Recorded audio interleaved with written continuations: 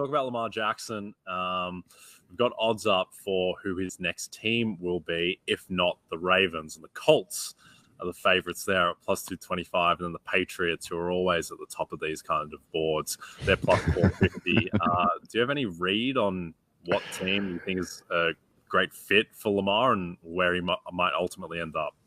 Yeah, at this point, I honestly think the Colts might be in a market of one in terms of the teams that really have serious interest, that are going to explore this, going to have the conversations, look into how they can go about this. And the thing is, they would wait after the draft. Most teams that we're talking about would wait until after the draft. The Colts obviously do not want to give up the 4th overall pick, but if they wait until after the draft and then sign into an offer sheet, it would be a 2024 and 2025 first. And one other random, anecdote, but you cannot trade for more than the 2 first. I've seen a lot of tweets and comments of, oh, well, the Ravens could also just trade him for – no, like you have to stick to the 2 first-round picks on this offer sheet or less, and that is just something I wanted to mention as well.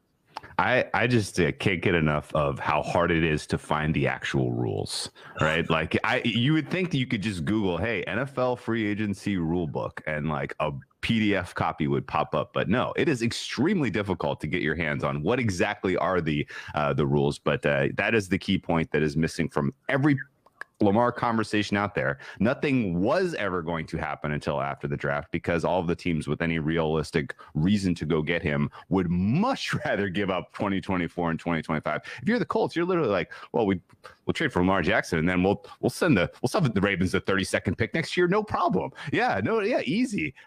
Way different comp than 4th this year, which is just, the disparity is enormous. But anyway, it makes total sense, and I do think we will be continuing to talk about this through the month of April, which is, I guess, not a great thing, but so be it.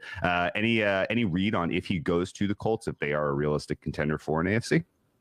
So, yeah, they would be a contender in the division, I think. I'm still kind of low on the Tennessee Titans. They had that Vrabel bump, I think, with the 7.5 win total. I guess maybe it could have been 8 if the market really believed in Mike Vrabel. But, yeah, I like Jacksonville a lot. That was the first division odd drop I bet immediately, minus 130 when it came out. I think it's minus 160 now. But, yeah, if Lamar goes there, we talk a ton about how bad their offensive line is last year, and they could just have positive health regression, and some of these highly paid players just play a lot better. The weapons aren't great, but Michael Pittman's probably better than anyone he had in Baltimore so far, and the defense, has a good defensive line. I actually like their free agency, adding Samson Ebukam.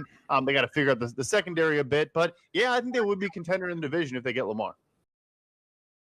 Hi, I'm Mike Tirico, and thanks for watching.